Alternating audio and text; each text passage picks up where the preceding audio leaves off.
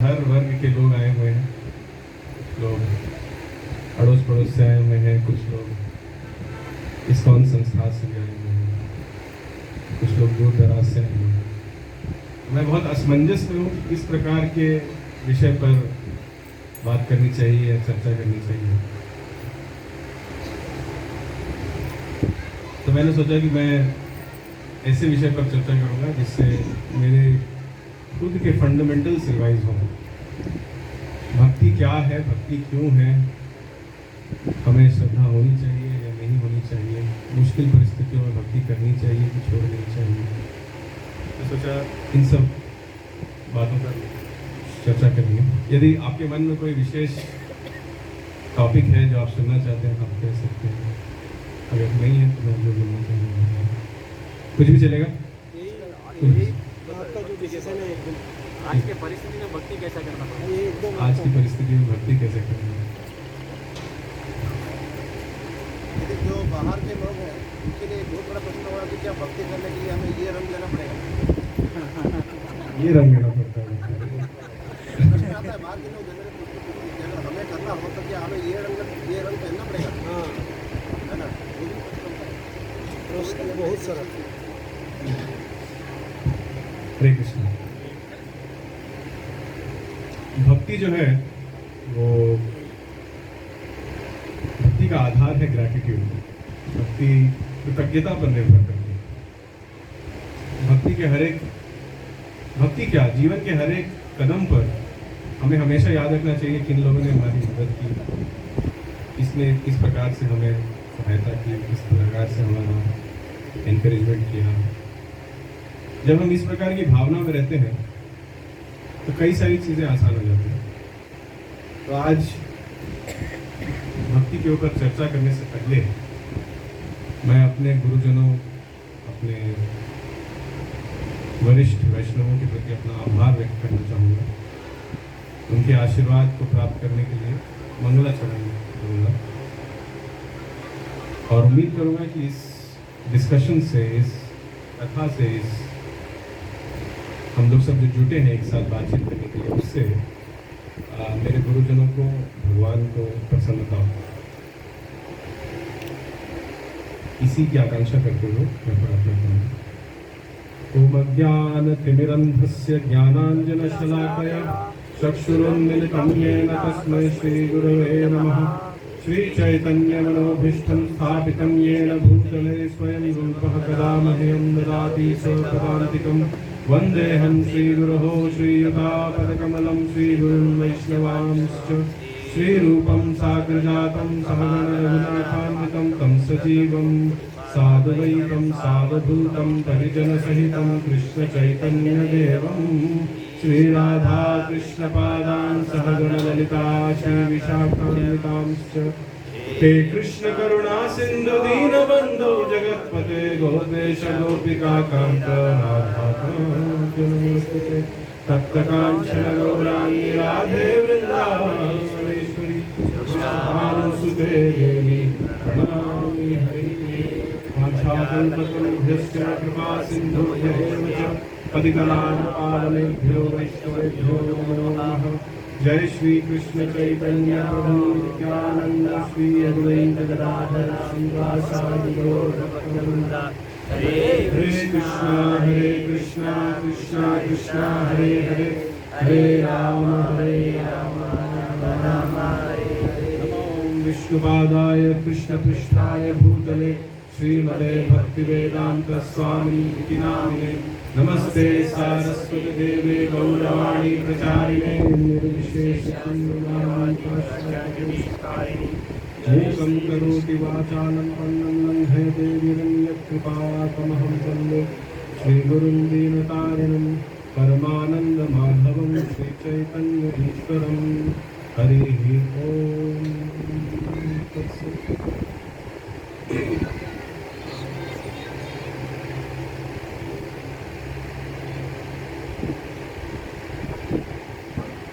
हरे कृष्ण। सबसे पहले तो अपने वरिष्ठ जो मेरे से सीनियर यहाँ बैठे हैं मैं उनसे परमिशन लेना चाहूँगा कि आपके सामने मैं थोड़ा कुछ डिस्कस कर पाऊँ। यदि आप कृपालु होंगे, बस सक्सेसफुल होंगे।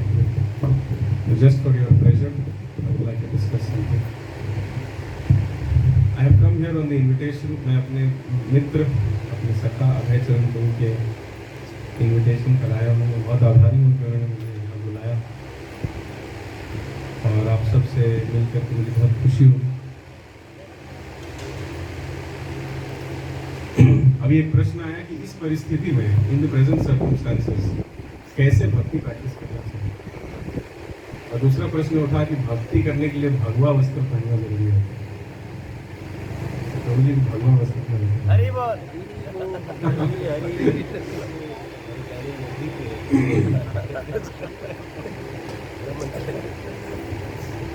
तो भक्ति क्या है, क्यों है,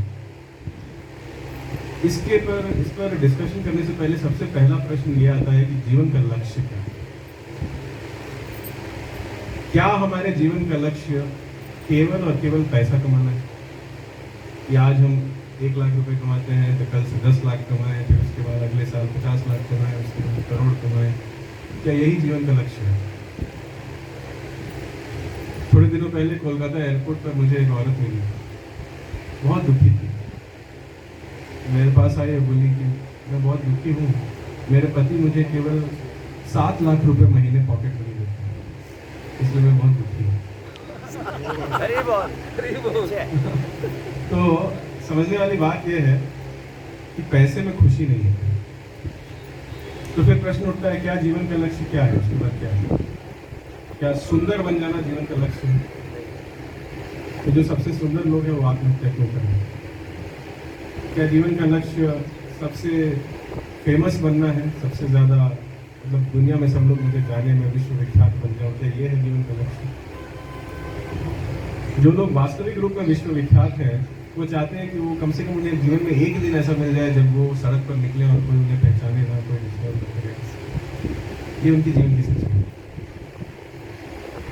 क्या जीवन का लक्ष्य ये है कि मैं BA कर लूँ, MA कर लूँ, PhD कर लूँ, डॉक्टर बन जाऊँ, CA बन जाऊँ, MBBS कर लूँ? क्या ये है जीवन का लक्ष्य? ये भी जीवन का लक्ष्य नहीं है। तो फिर जीवन का लक्ष्य क्या है? जीवन का लक्ष्य है प्रसन्न होना। Aim of life is to become happy. और हम लोग सब ये खुश होने के लिए ही सभी चीजें खुश होने के लिए करते हैं। हमें ये आशा रहती है कि ये कुत्ता खरीद करके मुझे खुशी मिलेगी, तो मैं अपने घर में कुत्ता पाल लेता हूँ। किसी को लगता है कि एक घर खरीद के मुझे खुशी मिलेगी, तो मैं घर खरीद लेता हूँ। किसी को लगता है कि आजकल तो एक एडवर्टीजमेंट आ गया है ना, अंदर फिट तो बाहर भी फिट। तो किसी को लगता है कि अंडरवेयर इस तरह, इस कंपनी का अंडरवेयर पहनूंगा तो खुश हो जाऊंगा। तो भगवत गीता में इस्कॉन के संस्थापक आचार्य A.C. भक्तिवेदांत स्वामी प्रभुपाद जी की तस्वीर यहाँ स्टेज पर लगी हुई है, जिनके माध्यम से ये मीटिंग हो रही है और जिनकी प्रसन्नता के लिए चर्चा हो रही है। उन्होंने कई बार ये समझाया है कि हम शरीर नहीं है, हम आत्मा हैं। इस बात को समझने के लिए कई जन्म भी लग सकते हैं, और यदि भक्तों का सही सम्मेलन हो, संगठन हो, एसोसिएशन हो, तुरंत भी समझ सकते हैं। और जब तक हम इस बात को नहीं समझेंगे कि हम शरीर नहीं, हम मन नहीं, हम अपना अहंकार नहीं, हम आत्मा है, जब तक हम इस बात को समझ नहीं पाएंगे, हम वास्तविक रूप में खुशी क्या है, हैप्पीनेस क्या है, उसको कभी समझ नहीं। आपने कभी सोचा कि हमको कुछ भी चीज मिलती है तो हम चाहते हैं कि वो हमेशा मेरे पास है? जैसे अभी मान लीजिए मुझे कुछ मिलेगा, ये बॉटल मिले, तो मैं चाहूंगा कि ये बॉटल हमेशा मेरे पास है। अगर मुझे कोई घड़ी मिलती है तो मैं चाहता हूँ कि ये घड़ी कभी खराब ना हो। अगर मुझे ये शरीर मिलता है तो मुझे लगता है ये शरीर कभी खराब ना हो। ऐसा हम क्यों सोचते हैं?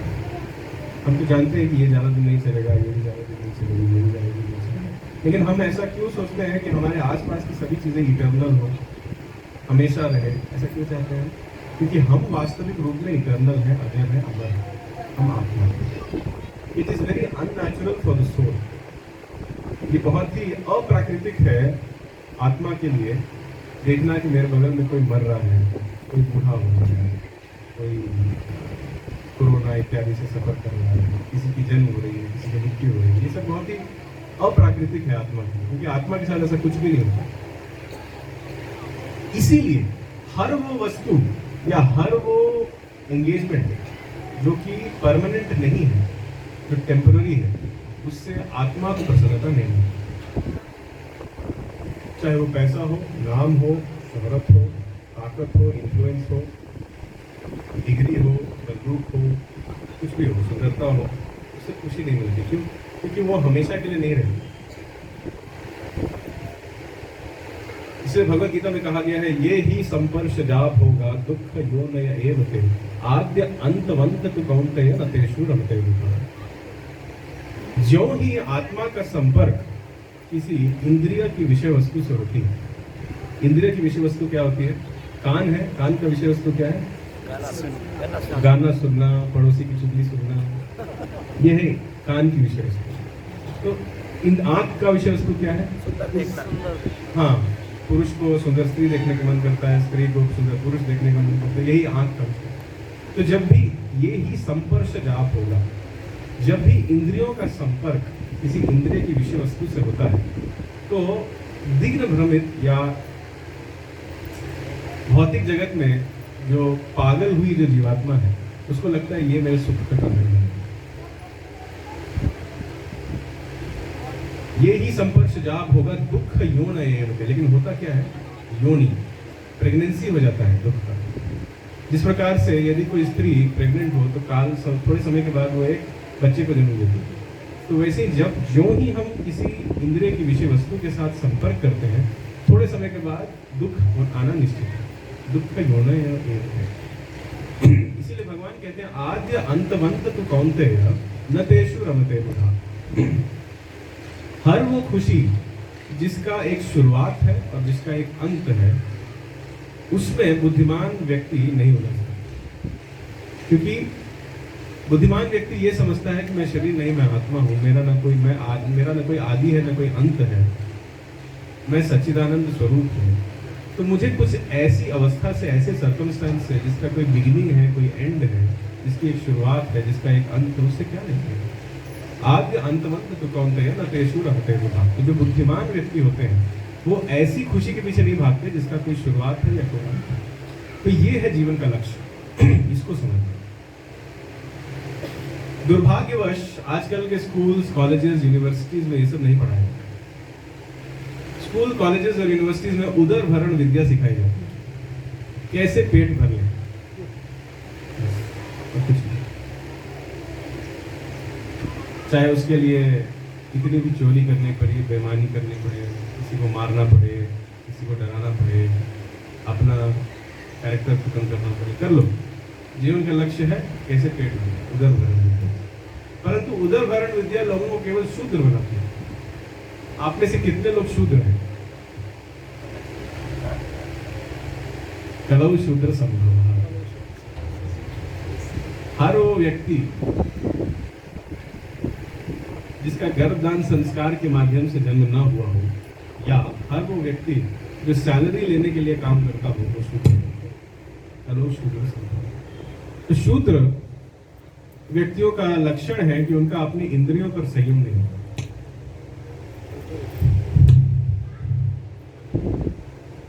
तो आजकल के स्कूल्स और कॉलेजेस और यूनिवर्सिटी सबको शूद्र बनाते हैं। इसका एक उदाहरण मैं आपको ये साबित करके बता सकता हूँ। जिनके छोटे बच्चे हैं जो स्कूल्स जाते हैं, वो विचार करें इस बात पर। स्कूल जाते वक्त कोई ये नहीं देखता कि बच्चे का वोकेशन क्या है, बच्चे का टैलेंट क्या है, बच्चे को नेचर क्या है, कोई नहीं देखता। पढ़ो हिस्ट्री, पढ़ो ज्योग्राफी, पढ़ो इंग्लिश, पढ़ो केमिस्ट्री, पढ़ो हिंदी, पढ़ो बायोलॉजी, सब पढ़ते जाओ। और अंत में तुम वो बनोगे जिसमें तुमको कोई इंटरेस्ट नहीं। जो थोड़े बुद्धिमान है वो जल्दी समझ जाते हैं, जो थोड़े कम बुद्धिमान है उनको 30 साल लगता है समझने, जैसे मुझे लगता है। तो ये जीवन का लक्ष्य नहीं है। इसीलिए आजकल के देखा जाए कि आजकल के जितने कॉलेजेस हैं, मैं काफ़ी कॉलेजेस में जाता हूँ, आत्महत्याएं बहुत होती हैं, दारू, शराब इत्यादि सब पीते। उनको लगता है कि एक बॉटल अगर मैं पकड़ लूँ तो मैं खुश हूँ। उनको लगता है कि कुछ गलत नशा कर लूँ तो खुश हूँ। मतलब सबको खुशी चाहिए पर मिल नहीं रही है, तो खुशी किधर मिलेगी? जिस प्रकार से एक मछली को केवल पानी में रह के ही खुशी मिल सकती है, उसी प्रकार से एक आत्मा को आध्यात्मिक वातावरण में रह के ही खुशी मिल सकती है। हरि बोल। जिस प्रकार से एक मछली को यदि हम पानी से निकाल करके किसी चेयर पर बैठा के पंखा चला के उसके सामने 10 प्रकार के व्यंजन रख दें और उसके सामने नाचने लगे हैं, तो मछली क्या बोलेगी? मैं मर रही हूँ, मुझे बताओ। उसी प्रकार से यदि हम किसी जीवात्मा को पैसा दे दें, नाम दे दें, शोहरत दे दें, ताकत दे दें, डिग्री दे दें, बंदूक दे दें, that spirit soul will be spiritually starving। वो अंदर से पूरी तरह से, मतलब क्या बताऊं, व्यक्त भी नहीं कर पाएगी कि किस प्रकार से होती है।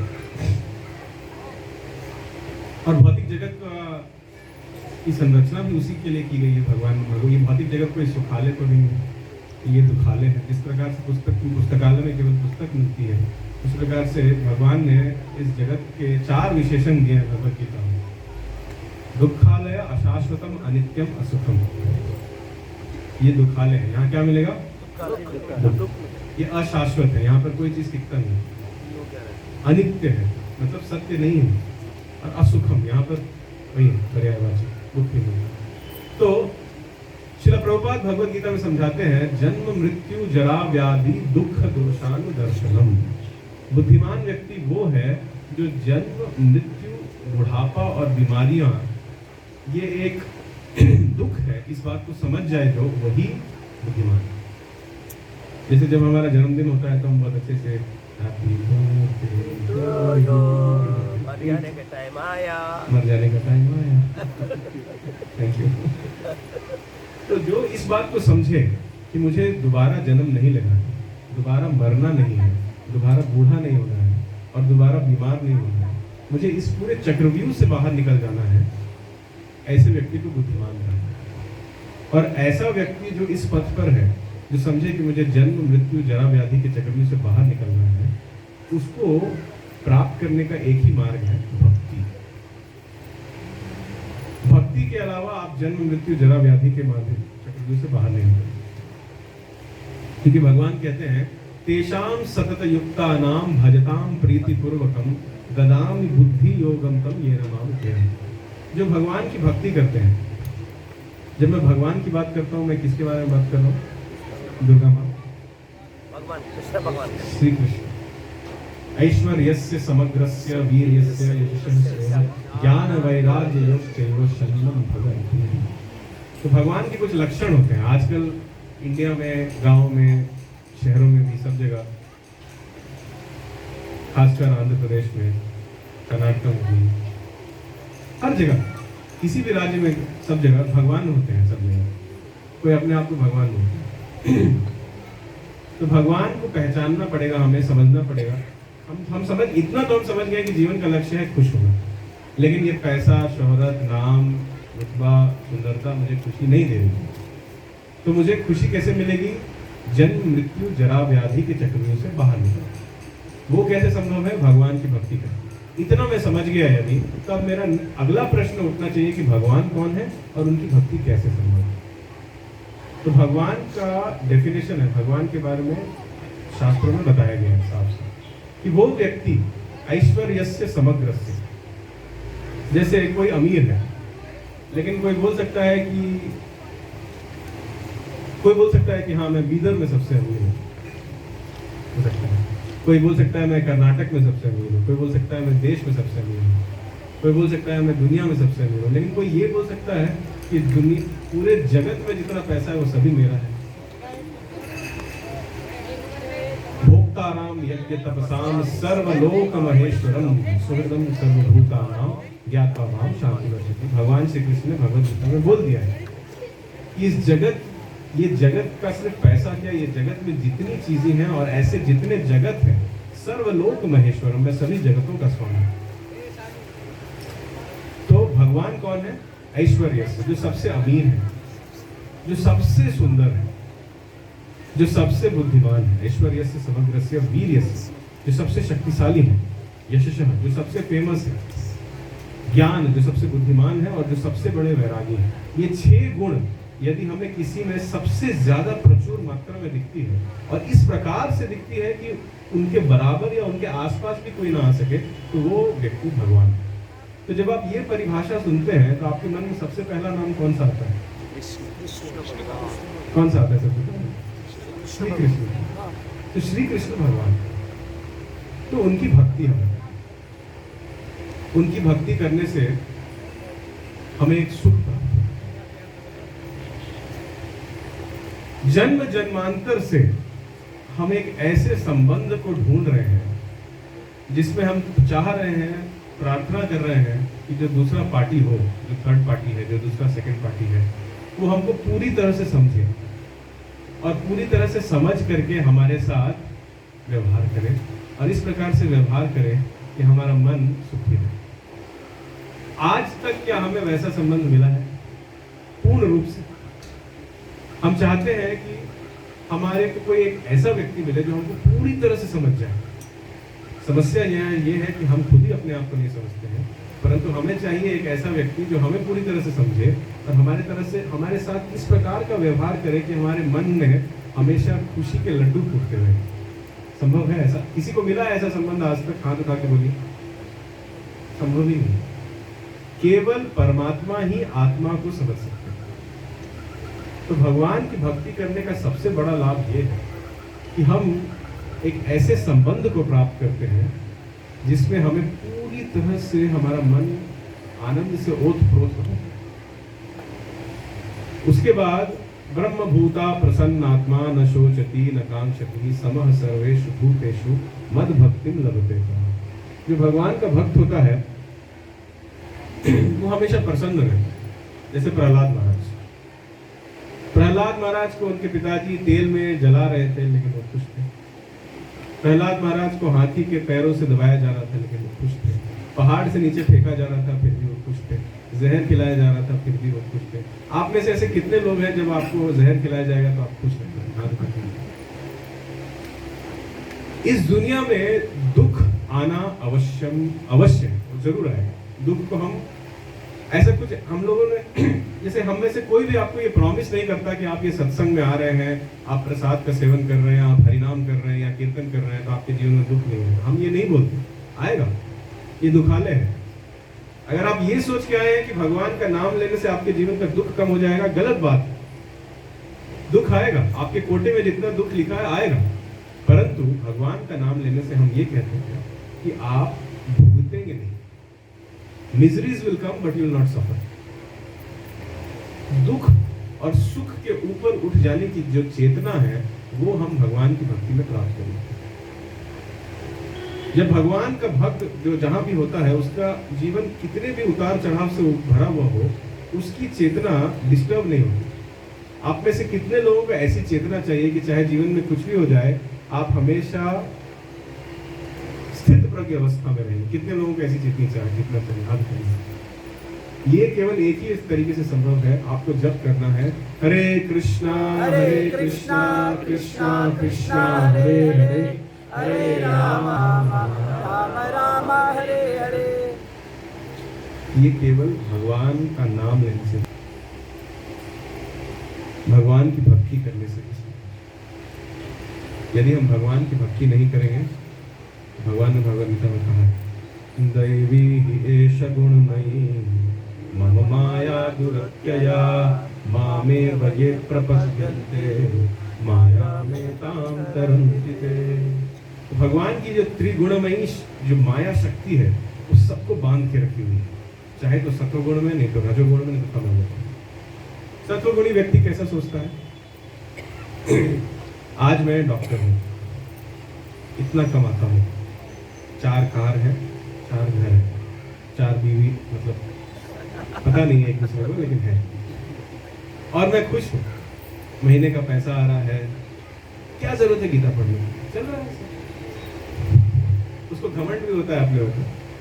और फिर उसको अगर कोई सड़क पर मिले गीता देने के लिए तो बोला अरे मेरे दादाजी के पास घर में है। इसको बोलते हैं सत्वगुणी। उसको कोई बुरी आदत नहीं होगी, वो कोई दारू शराब नहीं पिएगा, लेकिन वो फंस गया है। उसको लगता है वो बहुत खुश है।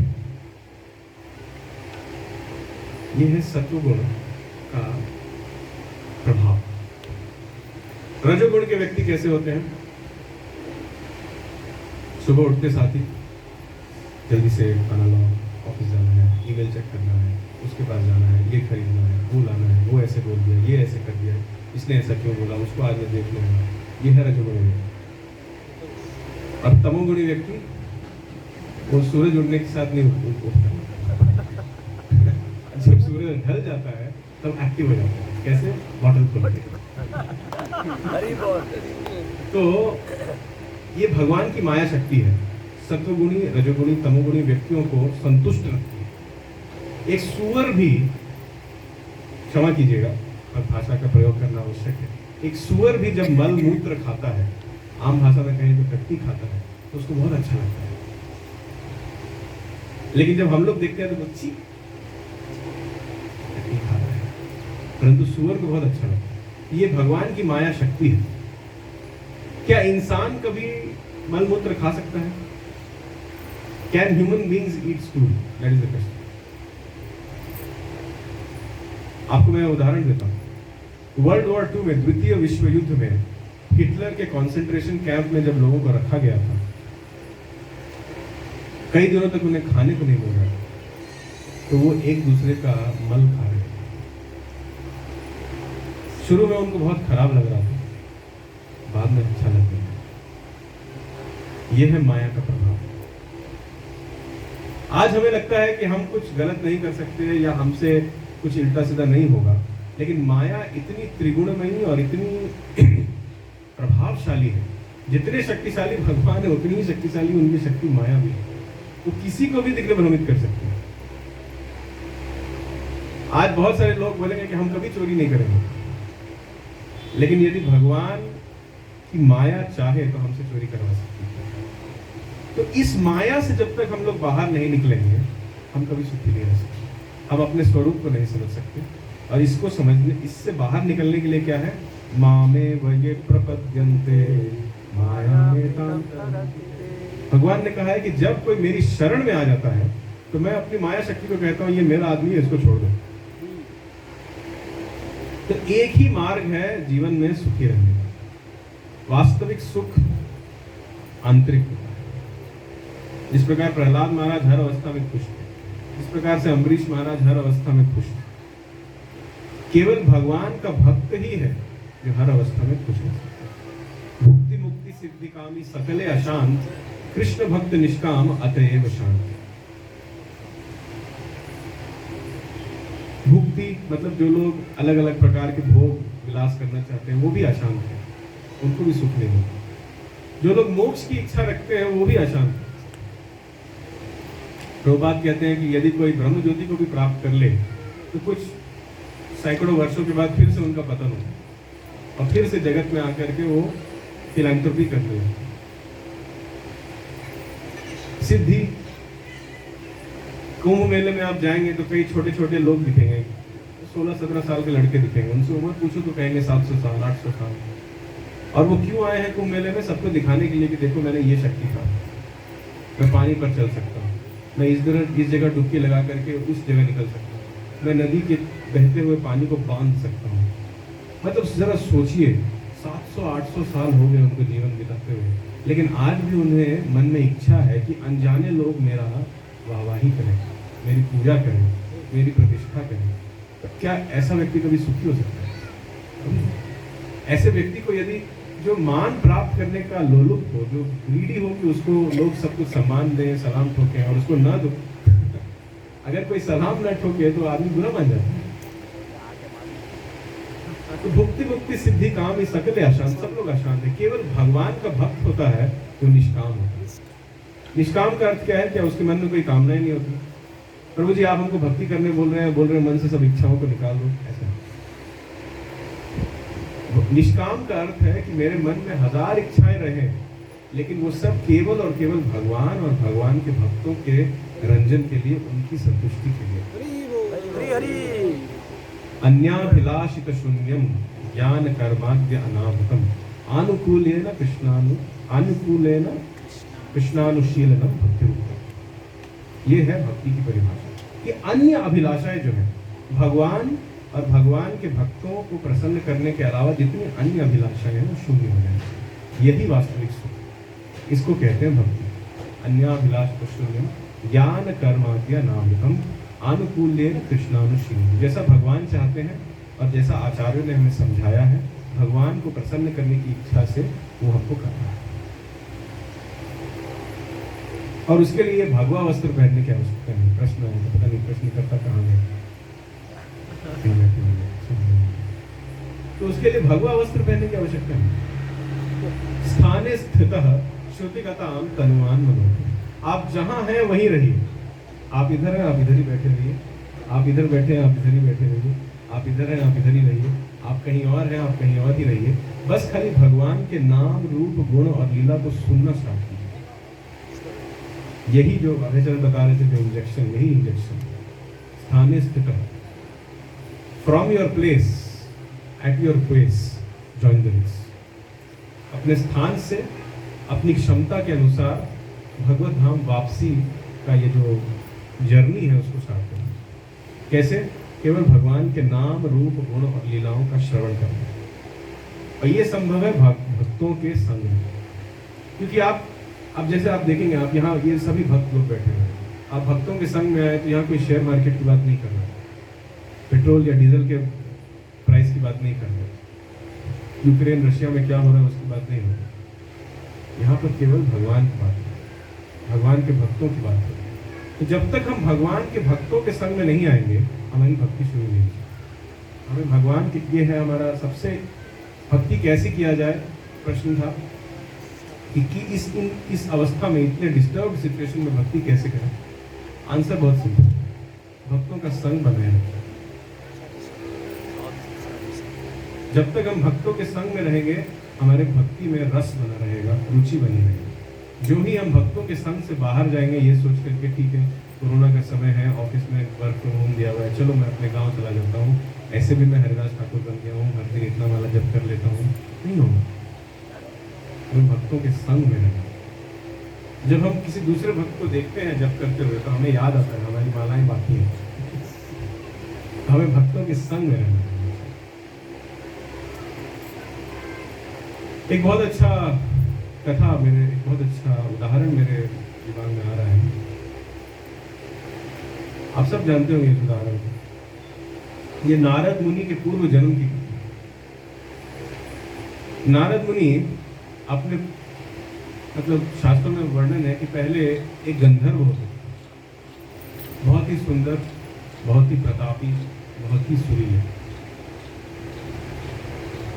एक स्थान पर सभी देवी देवताओं का जमघट हुआ था और वहां पर उनको कीर्तन करने का जिम्मेदारी दिया गया।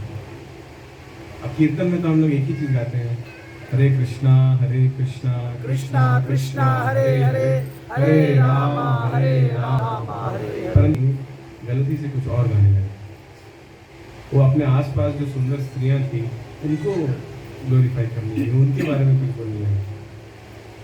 तो वहाँ पर जो देवी देवता थे उनको बस अच्छा ही लगा, उन्होंने उन्हें श्राप दे दिया कि तुमने शूद्र जैसा काम किया, इसलिए तुम शूद्र बन जाओ, मृत्यु हो।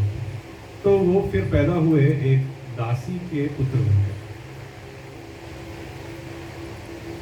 नारद मुनि को अपने पिताजी का भी नाम नहीं पता, परंतु उनके साथ एक चीज अच्छी हुई कि उन्हें भक्तों का संग मिला।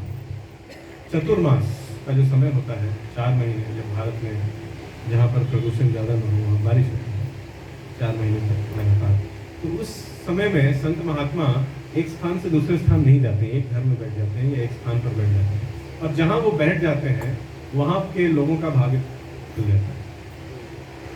तो ये ऐसे ही कुछ संत महात्मा थे जो नारद मुनि के घर में बैठे। तो नारद मुनि को 4 महीने तक उन संतों का साधु संग मिला, और इसका प्रभाव इतना गहरा पड़ा उन पर, इतना गहरा पड़ा कि वो शुद्ध भक्त बन गए, और मरते समय उन्होंने भगवान की स्मृति की, शरीर त्याग के समय, और अगले जन्म में वो नारद मुनि बन गए। तो ये है भगवान के भक्तों के संग का पावर। इसीलिए हम सब के मन में ये प्रार्थना होनी चाहिए कि हमें हमेशा भगवान के भक्तों का संग मिले, खासकर जब वो अपने शरीर को त्याग रहे हैं तब। अंतकाले च मामेव स्मरण मुक्ता कलेवरम य प्रयाति सर्वोत्पादं नास्ति तत्र संशयः। मरते समय जो हम सोच रहे हैं उसी के अनुसार हमारा अगला शरीर निर्धारित है। यदि मरते समय कोई अपनी बीवी के बारे में सोच रहा है तो अगले जन्म में औरत बन जाएगा। यदि कोई मरते समय अपने जमीन जायदाद के बारे में सोच रहा है तो अपने ही जमीन जायदाद में वो सांप बन के पैदा होगा और उसी के बेटे पोते उसे लाठी लेके मार देंगे। हरी बोल। तो ये बहुत जरूरी है। यम यम वापी स्मरण भावम त्यजत तंत्रे कलेवरम तम तम एवैति कौन्तेय सदा तद भाव। ये बात आपको भक्तों के संग के बाहर कोई नहीं बताएगा। फिल्मों में दिखाया जाता है इतना महान है ये व्यक्ति,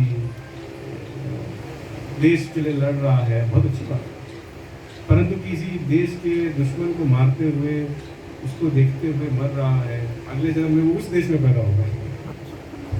आज जो उसकी देशभक्ति इस देश के लिए है वो अपने दुश्मन को मारते हुए देख के मर रहा है, अगले जन्म में उसकी देशभक्ति उस देश के लिए हो जाएगी।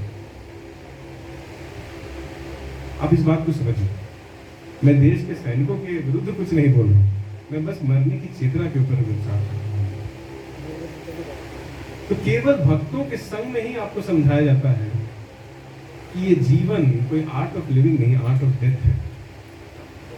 मरने की तैयारी वही फाइनल एग्जाम, तो उसकी तैयारी केवल भक्तों के संग में संभव है।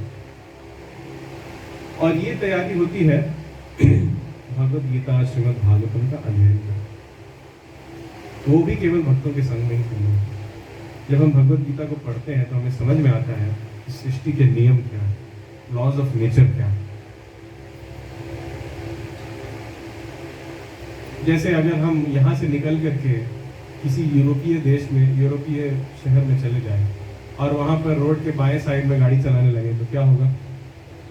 पुलिस लेके हमको अंदर डाल देगी। उस समय यदि हम कहें कि नहीं नहीं मैं तो बीदर से था, मुझे पता नहीं था कि यहाँ पर गाड़ी बाएं साइड नहीं दाएं साइड में चलाया जाता है, तो कोई सुनेगा आपकी? कोई नहीं सुनेगा। तो उसी प्रकार से यदि हम ये कहें कि माफ कीजिए मुझे पता नहीं कि मांस भक्षण गलत था, मदिरापान गलत था, पर पुरुष पर स्त्री संग गलत था, जुआ खेलना गलत था, झूठ बोलना, मुझे किसी ने समझाया नहीं, तो कोई मानेगा? जिस प्रकार से एक गवर्नमेंट के या एक ट्रैफिक के कुछ नियम कानून होते हैं, उसी प्रकार से प्रकृति के कुछ नियम कानून हैं। और हमारी दुर्दशा आज ऐसी है कि हमें वो प्रकृति के नियम कानून पता ही नहीं। हमें खाली पता है कि इनकम टैक्स का स्लैब कितना से कितना होता है और मैं कैसे उससे बच जाऊं, लेकिन हमें प्रकृति के नियम नहीं पता। प्रकृति के नियम बहुत कठोर होते हैं। यदि कोई आग लग रहा है और उस आग में कोई 40 साल का आदमी हाथ डाले या 4 महीने का बच्चा हाथ डाले, आग ये नहीं कहेगा कि ये 4 महीने का बच्चा है मैं इसको नहीं जलाऊंगा, जलाएगा। तो उसी प्रकार से प्रकृति के नियम को समझना बहुत आवश्यक है। और यदि हम प्रकृति के नियमों के अनुसार अपना जीवन यापन नहीं करेंगे तो हम पापमय जीवन व्यतीत करेंगे। पापमय जीवन व्यतीत करेंगे तो हम भगवान की भक्ति को प्राप्त नहीं करेंगे। ऐसा भगवान ने भगवद गीता के 7वें अध्याय के 28वें श्लोक में कहा। तो इसीलिए हमको भगवद गीता पढ़ना चाहिए। उसमें कैसे रहना है, क्या खाना है, कितना खाना है, कैसे काम करना है, कितना काम करना है, क्या काम नहीं करना है, काम करने की इच्छा कैसी होनी चाहिए, काम करने का प्रैक्टिस कैसा होना चाहिए। सबसे इम्पोर्टेंट बात भगवद गीता में सिखाया गया है अपने मन को कैसे कंट्रोल करना चाहिए। आप में से कितने लोग अपने मन को नियंत्रण करना चाहते हैं? हाथ उठाइए। ये मन कई समस्याओं का जड़ है। मन, हम बुरे नहीं हैं, लेकिन हमारा मन हमसे कुछ करवा देता है। तो उस मन को कैसे कंट्रोल किया जाए, इसका उपाय भगवद गीता में बताया गया, श्रीमद् भागवतम में बताया गया। तो हमें भगवद गीता, भागवतम इत्यादि पढ़ना चाहिए। ये संभव है केवल भक्तों के संग में। भगवान ने भगवद गीता में कहा है 15वें अध्याय के 15वें श्लोक में, सर्वस्य चाहं हृदि सन्निविष्टो मत्तः स्मृतिर्ज्ञानम् अपोहनं च वेदैश्च सर्वैरहमेव वेद्यो वेदान्तकृत्वेदविद् एव चाहम्। भगवान कहते हैं वेदैश्च सर्वैरहमेव वेद्यो, सभी ज्ञान का अंतिम ज्योत भगवान स्वयं है। सभी प्रकार के ज्ञान का लक्ष्य भगवान है। यदि मैं 25 साल पढ़ा हूँ, 30 साल पढ़ा हूँ, PhD किया हूँ, डॉक्टर बना हूँ, MBBS बना हूँ, इंजीनियर बना हूँ, लेकिन अभी तक मैं भगवान कौन है और मेरा जीवन का लक्ष्य क्या है उनके प्रति इसको नहीं समझ पाया, तो मेरा सारा अध्ययन व्यर्थ। कुछ लोग उनको बहुत घमंड होता है, मैंने 2 PhD किए हैं, मैंने मास्टर्स किया हुआ है, बताओ तुम तो ग्रेजुएशन भी नहीं किया। परंतु क्या उनको ये पता है कि वो कौन है और भगवान कौन है? यदि कोई किसी बिल्डिंग का चपरासी क्यों ना हो, यदि उस चपरासी को पता है कि वो एक जीवात्मा है और जीवेर स्वरूप है कृष्णेर नित्य दास, कि वो भगवान का नित्य दास है और उसके जीवन का लक्ष्य ही यही है भगवान की सेवा करना, तो ऐसा चपरासी किसी कंपनी के CEO से बेहतर है। क्यों? क्योंकि जिसको भी ये सत्य का ज्ञान है वो सुख, वो खुश है हर अवस्था में। इस बात को समझिए, ये मैं खाली थ्योरी बात नहीं कर रहा हूँ, ये प्रैक्टिकल बात है। यदि इसको आप अपने जीवन में अप्लाई नहीं करेंगे, अमल नहीं करेंगे, मरेंगे और मरते मरते रोते रोते मरेंगे। सीधी सी बात, नो बकवास।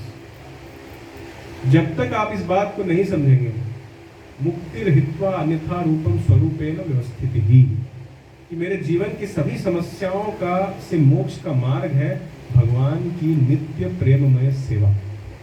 जब तक हम इस बात को नहीं समझेंगे तब तक हम सुखी नहीं। हम केवल अपनी इंद्रियों की सेवा में लगे रहेंगे, अपने समाज की सेवा में लगे रहेंगे, अपने परिवार की सेवा में लगे रहेंगे, अपने ईगो की सेवा में लगे रहेंगे, अपने कुत्ते की सेवा में लगे रहेंगे, परंतु भगवान की सेवा नहीं करेंगे। और जब तक हम भगवान की सेवा नहीं करेंगे हम कभी सुखी नहीं। ये हमें भगवद गीता भागवतम पढ़ के समझ में आता है। और भक्ति करने के लिए हमें कृपा की आवश्यकता होती है। वो कृपा हमें प्राप्त होती है भगवान के नाम का जप करके। हरे कृष्णा कृष्ण हरे हरे, हरे राम राम राम हरे हरे।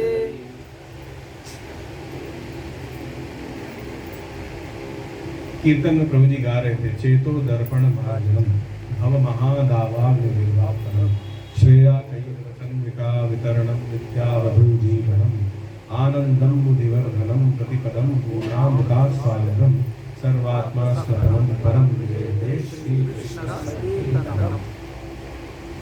कई लोग पूछते हैं जब क्यों करना चाहिए, क्या मिलेगा जब करके? बैंक अकाउंट में कोई 10,000 रुपए ट्रांसफर नहीं कर देगा, तो फिर जब क्यों करें? तो उसका उत्तर है, जब करने से काफी लाभ होता है। आखिरकार हमारी मेंटालिटी वैसे है ना, what is in it for me, मुझे क्या मिलेगा ये करके? काफी कुछ मिलेगा। उसका उत्तर श्री कृष्ण चैतन्य महाप्रभु जो कि स्वयं भगवान श्री कृष्ण है, उन्होंने उत्तर दिया, चेतो दर्पण मार्ग। सबसे पहले हमारा मन पवित्र हो जाता है। हमारे मन में 6 अतिथि हैं जिनके जाने की कोई तिथि ही नहीं दिख रही। वो है काम, क्रोध, लोभ, मोह, मद, मात्सर्य, lust, anger, greed, illusion, enviousness, attachments. इनकी वजह से किसी को तकलीफ होती है? काम, क्रोध, लोभ, मोह की वजह से तकलीफ होती है? सोचिए कितना अच्छा होता कि यदि हमारे मन से काम, क्रोध, लोभ, मोह, मद और मात्सर्य खत्म हो जाए। खासकर मात्सर्य, दूसरों से जलने की जो प्रवृत्ति है, कितना अच्छा होता। और सोचिए यदि हम एक ऐसे स्थान पर होते जहां पर किसी के मन में काम, क्रोध, लोभ, मोह, मद, मात्सर्य नहीं हो, तो कितना अच्छा होगा। तो हरे कृष्ण महामंत्र जप करने से यही होगा, चेतो दर्पण मार्ग।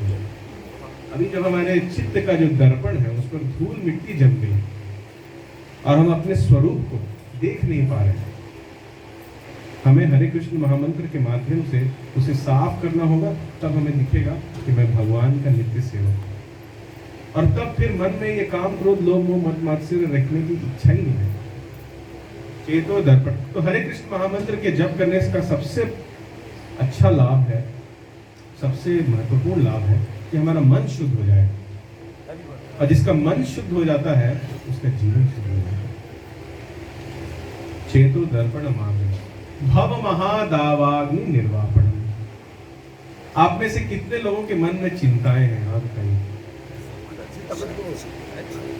माताओं के मन में चिंता नहीं है, क्योंकि उनके प्रभुओं के मन में चिंता है। आपको कोई भी चिंता नहीं है जीवन में? ड्यू है आपको मन में भी चिंता है? कोई समस्या है?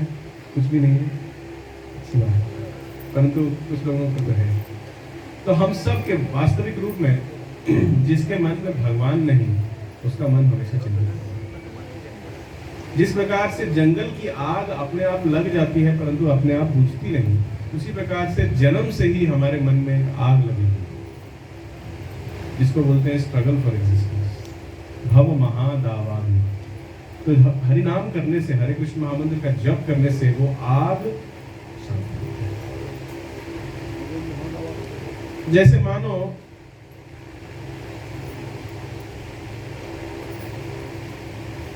वर्षों तक कोई किसी मरुस्थल में, किसी डेजर्ट में चल रहा हो नंगे पांव और उस पर पानी की बूंदें गिर जाए, कैसा लगेगा?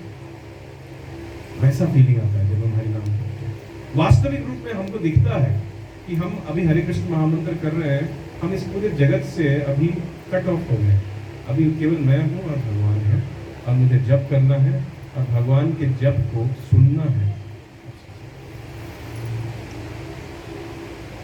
इसको बोलते हैं साधना, इसको बोलते हैं मेडिटेशन, इसको बोलते हैं तपस्या।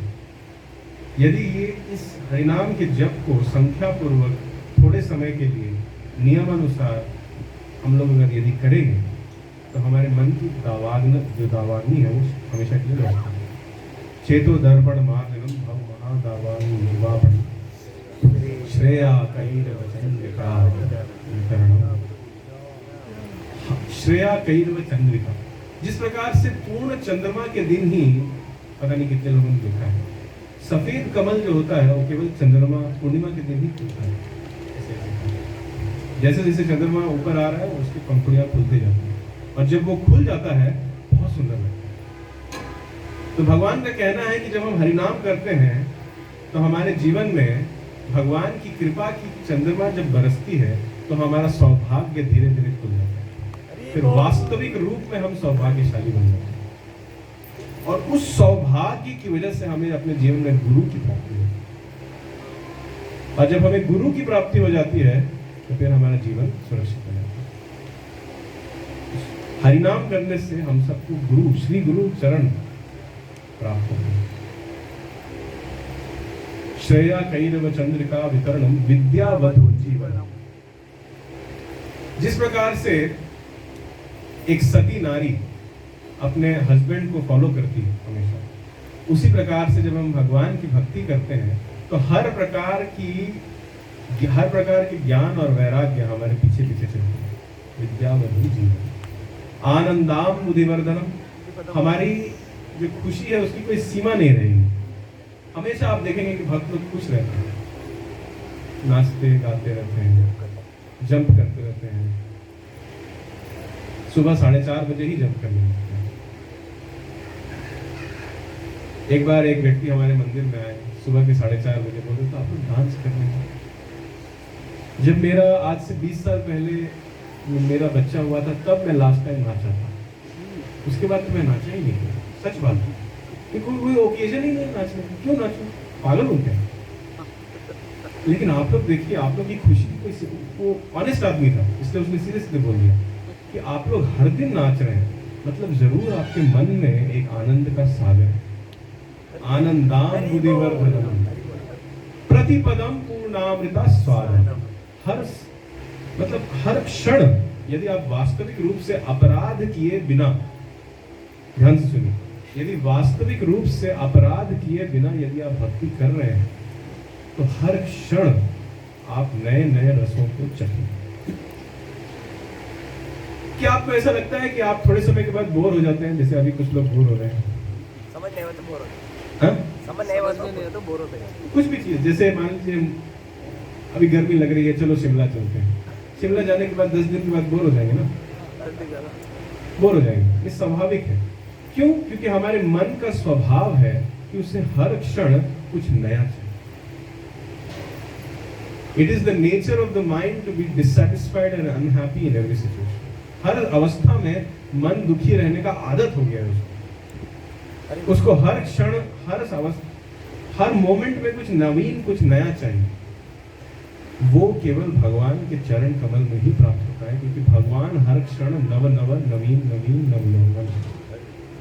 केवल भगवान ही है जो हर समय नए हैं, नित्य उत्सव है, नए हैं। तो आनंदाम बुद्धिवर्धनम प्रतिपदम पूर्णामृता स्वादनम। जब हम भगवान की भक्ति करते हैं अपराध किए बिना, तो वास्तविक रूप से हमें हर दिन समझ में आता है कुछ ना कुछ नया चखने को मिलता है। वो भगवान ऐसे भी है, वो भगवान ने ऐसा भी कहा है, वो भगवान ये लीला भी करते हैं, वो भगवान के भक्त ऐसे भी होते हैं, वो वैष्णवों का ऐसा गुण भी होता है। तो इस प्रकार से हर दिन कुछ नया चखेंगे आप, और हर दिन आप कुछ मतलब थ्रिलिंग एक्सपीरियंस रहेगा। परम विजयते श्री कृष्ण संकीर्तन। इस प्रकार से आपका जीवन सफल होगा। तो मैंने अभी तक 3 बातों पर चर्चा की कि हमें भक्तों का संग लेना चाहिए हमेशा, भगवत गीता श्रीमद् भागवतम को पढ़ना चाहिए, हरे कृष्ण महामंत्र का जप करना चाहिए, और तीसरा बहुत जरूरी है प्रसाद का सेवन करना चाहिए। प्रसाद का सेवन बहुत आवश्यक है। जैसे अभी इस लेक्चर के बाद आप सबको प्रसाद मिलेगा। प्रसाद का सेवन करने से हमारी इंद्रियां काम डाउन हो जाती है, आवर सेंसेस काम डाउन, हमारी इंद्रियां शिथिल हो जाती हैं। और उस अवस्था में जब हमारी इंद्रियां एजिटेटेड नहीं है, शांत है, तो हमारे लिए भगवान के भक्तों के संगठन में, भक्तों के एसोसिएशन में रहना आसान होता है। मन इधर उधर ज्यादा भागता है। और जब हम भगवान के प्रसाद को खाते हैं, हमारा मन भगवान में लगता है। जिस प्रकार से किसी कोरोना इन्फेक्टेड पर्सन के प्लेट से आप कुछ खाएंगे तो क्या हो जाएगा? करना हो जाता है। कोरोना हो जाएगा। वैसे ही कृष्णा इन्फेक्टेड प्रसाद को खाएंगे तो क्या हो जाएगा? कृष्ण भावनामृत हो जाएगा।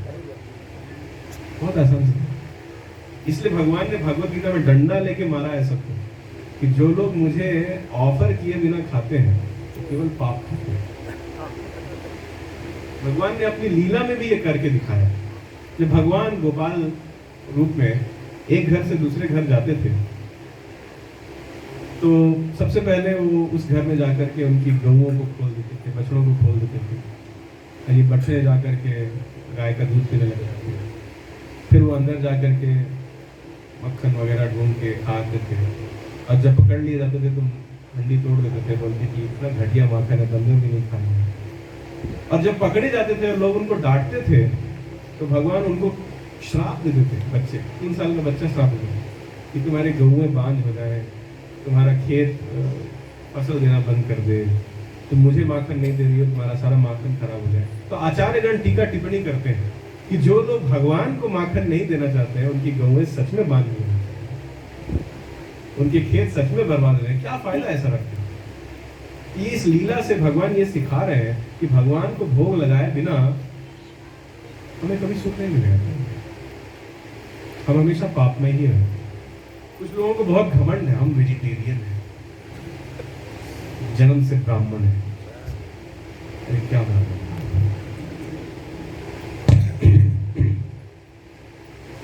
भूमिराप अनलो वायु खम मनो बुद्धिरेव च अहंकार इत्यम में भिन्नम प्रकृतिर अष्टधा। भगवान कहते हैं कि अर्थ, वाटर, फायर, एयर, ईथर, मन, बुद्धि और अहंकार सब उनकी भिन्न प्रकृति है, उनकी ही शक्ति है। तो जब सब कुछ उन्हीं की शक्ति है, तो यदि हम उनको भोग लगाए बिना कुछ खाएंगे तो हम बनेंगे चोर। और प्रभुपाद कहते हैं, society of thieves can never be happy. चोर कभी सुखी नहीं हो सकते, खाली पिक्चरों में रॉबिन हुड सुखी रहता है। वास्तविक रूप में कर्म के नियम इस प्रकार है कि अगर कोई चोरी करे तो कभी सुखी नहीं होता, और भगवान को भोग लगाए बिना खाना चोरी करने के समान है। और भगवान ने भगवत गीता के 17वें अध्याय के 8वें, 9वें और 10वें श्लोक में बताया है कि क्या भोग भी लगाना है। ऐसा नहीं है कि भगवान को चिकन भोग लगा दिया। भगवान ने कहा है, यदि मुझे डायबिटीज है सपोज, और मैं आपके घर आता हूँ, तो आप क्या मुझे एक्स्ट्रा शुगर डाल के गाजर का हलवा खिला देंगे? नहीं। यदि आप वास्तविक रूप से मेरा आतिथ्य करना चाहते हैं, मुझसे प्रेम करते हैं, तो आप वही खिलाएंगे जो मुझे अच्छा लगता है। तो भगवान ने कहा है कि उन्हें क्या अच्छा लगता है। तो उस प्रकार से भगवान से प्रेम करना अर्थात भगवान को जो चीज़ अच्छा लगता है वो भगवान को खिलाएंगे और उसे खा करके अपने जीवन को सफल करेंगे। तो ये 4 चीजें हमें करनी है। हमें भक्तों का संग लेना है, भगवत गीता भागवतम को पढ़ना है, हरे कृष्ण महामंत्र का जप करना है और प्रसाद का सेवन करना है। ये 4 चीजें यदि हमने ठीक से कर ली तो हमारा जीवन सफल है। अपने इस कथा को मैं विराम देता हूँ श्रीमद् भागवतम के एक श्लोक को उच्चारण करके, जिसमें ये 4 चीज को किस प्रकार से करना है वो भी समझाया गया है। सवै पुंसाम परो धर्मो यतो भक्तिर अधोक्षजे अहैतुकी अप्रतिहता ययात्मा सुप्रसीदति। श्रीमद् भागवत में भक्ति कैसे करनी है वो भी समझाया हुआ है। सबसे पहले बताया गया है कि सवै पुंसाम परो धर्म। हर व्यक्ति के कई धर्म होते हैं। सोसाइटी धर्म है, अपार्टमेंट धर्म है, ऑफिस धर्म है, फैमिली धर्म है, पॉलिटिक्स धर्म है, कैट धर्म है, डॉग धर्म है, फैमिली धर्म, कुछ हर प्रकार के धर्म है। परंतु सवै पुंसाम परो धर्म, सभी धर्मों में सर्वश्रेष्ठ धर्म कौन सा है? यतो भक्तिर अधोक्षजे। भगवान श्री कृष्ण के प्रति जो भक्ति है वो सबसे बड़ा धर्म है। तो हम अपने जीवन में जब भी अपना जीवन यापन कर रहे हैं तो कई बार धर्म संकट आएंगे कि मैं भगवान की भक्ति करूं या कुछ और करूं। तो हमेशा हमें बुद्धिमता से अपने जीवन को इस तरीके से अरेंज करना चाहिए, इस प्रकार से नियंत्रण में लाने का प्रयास करना चाहिए प्रार्थना करते हुए कि हम हमेशा भगवान की भक्ति को फर्स्ट प्रायोरिटी दें। यदि हम ऐसा नहीं करेंगे तो हमें ही डिफिकल्टी होगी। तो सवै पुंसाम परो धर्मो यतो भक्तिर अधोक्षजे। और ये भक्ति कैसे होनी चाहिए? अहैतु की अप्रतिहता, मतलब बिना किसी रोक टोक के और बिना किसी इच्छा। ऐसा नहीं है कि मैंने पिछले साल के सभी एकादशी व्रत कर लिए परंतु इस साल बिजनेस में बहुत लॉस हो गया। हटाओ एकादशी, हटाओ माला, हटाओ कंटिन्यू। ऐसा नहीं होना चाहिए। अहैतु की अप्रतिहता, अनकंडीशनल, अनमोटिवेटेड, अनइंटरप्टेड। क्योंकि हमारी इच्छा है भगवान को प्रसन्न करना। भगवान की प्रसन्नता ही केवल हमारे भक्ति का मोटिवेशन होना चाहिए। सबसे बड़ा उदाहरण है ब्रजवासी। भगवान के वृंदावन में आने से पहले ब्रजवासियों को कोई तकलीफ नहीं होती, परंतु उनके आने के बाद कितनी तकलीफ होगी। गोवर्धन लीला को ही ले लीजिए। सबसे पहले तो हजारों वर्ष पुराना जो रीति रिवाज है इंद्र पूजा, भगवान ने उसको बोला तोड़। तो कलयुग के लोग सोचेंगे हाँ तोड़ देंगे, परंतु त्रेता युग के लोगों, द्वापर युग के लोगों के लिए ऐसा नहीं होता। उनके लिए कोई रीति रिवाज तोड़ना मतलब आत्महत्या करने के समान।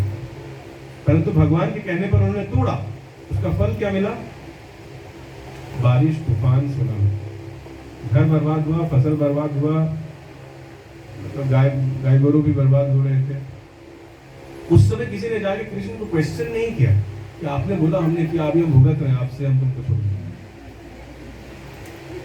क्योंकि भगवान अभी ये इच्छा करते थे तो ब्रजवासी फॉलो करते थे, फिर भगवान वो इच्छा करते थे तो ब्रजवासी अपने आप को अलाइन करते थे, फिर भगवान ये इच्छा करते थे और ब्रजवासी उसी के अनुसार अपने आप को ढालते थे। इसीलिए उनको कहा जाता है ब्रज। और फिर ऐसे भक्तों के लिए जो पूर्ण रूप से आश्रित है भगवान पर और भगवान से कुछ क्वेश्चन नहीं करते, कोई डिमांड नहीं करते, अहैतु की अप्रतिहता भक्ति करते हैं, ऐसे भक्तों के लिए भगवान स्वयं गिरधारी बन जाते हैं, गोवर्धन उठा करके उनकी रक्षा। वो बहुत ही फेमस, बहुत ही विश्व प्रसिद्ध एक लीला है भगवान की, जिसमें भगवान ने एक्टिंग किया कि मैं बीमार हूँ, मुझे अपने भक्तों के चरण की धूल चाहिए, परंतु कोई भक्त देने को तैयार नहीं था। आप में से ऐसे कितने लोग हैं जो अपने पैर की धूल अपने घर के जगन्नाथ के गौर निताई के विग्रह के माथे पर लगाने के लिए रेडी हैं? बताइए। हम तो भक्त ही नहीं रहा इससे। सभी भक्त ऐसे ही सोच रहे हैं, परंतु भगवान को चाहिए। तो जब नारद मुनि वृंदावन की गोपियों के पास गए, गोपियों ने तुरंत अपना पैर का धूल निकाल करके एक पोटली में बांध करके दे दिया। तो उनसे प्रश्न हुआ कि आपको मालूम नहीं है कि आप भक्ति नहीं रहेंगे, आप नरक चले जाएंगे यदि आप ऐसा करेंगे? तो गोपियों ने कहा परवाह नहीं, यदि भगवान इससे प्रसन्न होते हैं, मैं नरक में जाऊं या स्वर्ग में जाऊं, मुझे परवाह नहीं। नारायण परा सर्वे न कश्चन बिभ्यति स्वर्ग अपवर्ग नरकेषु अपि तुल्यार्थ दर्शन। तो ये होती है अहेतुकी अप्रतिहता। हमें केवल और केवल भगवान की प्रसन्नता के लिए ही जीना है, और जब हम ऐसी भक्ति करेंगे तो हम सफल होंगे। और कुछ लोग कहेंगे प्रभु जी हम ऐसी भक्ति तो नहीं कर सकते, क्या करना चाहिए? ठीक है, यद करोषि यदाश्नासि यद जुहोषि तदाश्नयत् यद तपस्यसि कौन्तेय तत् कुरुष्व मदर्पणम्। मैं उस स्तर पर नहीं हूँ प्रभु जी कि मैं केवल भगवान की खुशी के बारे में ही सोचूं। ठीक है, तो यद करोषि, तुमको जो करना है भगवान को अर्पण करो। यद आश्नासि, तुम जो खाते हो भगवान को ऑफर करके खाओ। यद जुहोषि तदासि, यद जो भी दान दक्षिणा करते हो भगवान के लिए करो।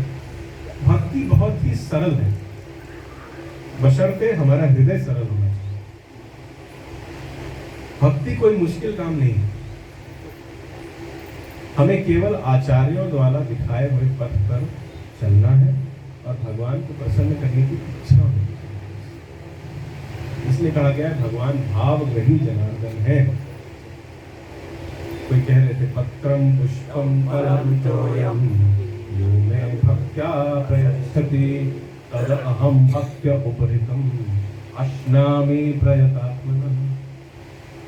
यदि भक्ति की भावना से हम एक तुलसी का पत्ता, थोड़ा पानी, थोड़ा फूल, पत्रम पुष्पम, थोड़ा फल भी चढ़ा दें, तो वो पूर्ण पुरुषोत्तम भगवान जो आत्मा राम है, जिनको किसी भी चीज की कमी नहीं है, वो आके खा लेंगे, एक्सेप्ट कर लेंगे, अश्नामि।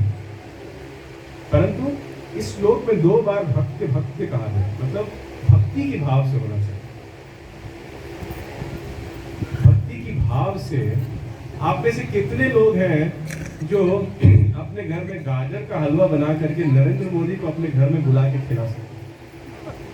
बताइए, कोई नहीं कर सकता। लेकिन आप नरेंद्र मोदी के बाप के बाप के बाप के बाप के बाप के बाप स्वयं भगवान श्री कृष्ण को अपने घर में बुला करके गाजर का हलवा खिला सकते हैं। केवल भक्ति होनी चाहिए। अचिंत्य बात है कैसे भुक्ताराम यज्ञ तपसाम सर्वलोक महेश्वरम आपके घर में आके खाएंगे। अहम सर्वस्य प्रभवो भक्तः सर्वं प्रवर्तते इति मत्वा भजन्ते माम बुध भाव समन्वय। सभी भौतिक और आध्यात्मिक जगतों के जो स्रोत हैं वो नित्य प्रतिदिन आपके घर में आकर के पानी पिएंगे, कैसा लगेगा? केवल भक्ति हो। ये कोई कठिन काम नहीं है, कोई भी कर सकता है। केवल वैष्णव अपराधी नहीं कर सकता है इसको। जो भक्तों के संग में रह करके भक्तों का अपमान करता है वो ये नहीं कर सकता। तो भक्ति अहेतुकी अप्रतिहता होनी चाहिए और वैष्णव अपराध से बचनी चाहिए। चाहे कोई भी अवस्था हो, चाहे सत्युग हो, द्वापर, त्रेता, कली या कोरोना युग, जो भी युग हो, भक्ति करने का यही विधान है। This is the provision to do bhakti. तो फिर से मैं रिवीजन करूंगा। सबसे पहले हमने ये समझा कि जीवन का लक्ष्य पैसा कमाना, सुंदर होना, प्रभावशाली बनना, फेमस होना, ताकतवर बनना, ये सब नहीं। जीवन का लक्ष्य है खुश होना। इंद्रिय तृप्ति करके जो क्षणिक सुख प्राप्त होता है वो आगे चल के केवल फ्रस्ट्रेशन ही बनता है। इतना हमने समझा। हमने ये समझा कि हम शरीर नहीं, हम आत्मा हैं और आत्मा केवल आध्यात्मिक वातावरण में ही सुखी रह सकती है। आध्यात्मिक वातावरण का अर्थ है न जन्म, न मृत्यु, न जरा, न व्याधि। और ये तभी संभव है जब हम भगवान की त्रिगुणमयी माया से मुक्त हों। भगवान की त्रिगुणमयी माया से मुक्त होने का एक ही रास्ता है, भगवान की भक्ति करना। भगवान की भक्ति केवल भक्तों के संग में रह की जा सकती है। भगवत गीता, भागवतम को पढ़ की जा सकती है, हरे कृष्ण महामंत्र के जप से की जा सकती है और प्रसाद का सेवन करके की जा सकती है। भगवान की भक्ति अहेतुकी अप्रतिहता होनी चाहिए और भगवान के भक्तों के समूह में रहते हुए वैष्णव अपराध नहीं होना चाहिए। यदि केवल और केवल हमने इतना कर लिया तो हमारा जीवन सफल है। परम विजय के श्री कृष्ण संकीर्तनम। इसी के साथ मैं अपने कथा को विराम देना चाहता हूँ।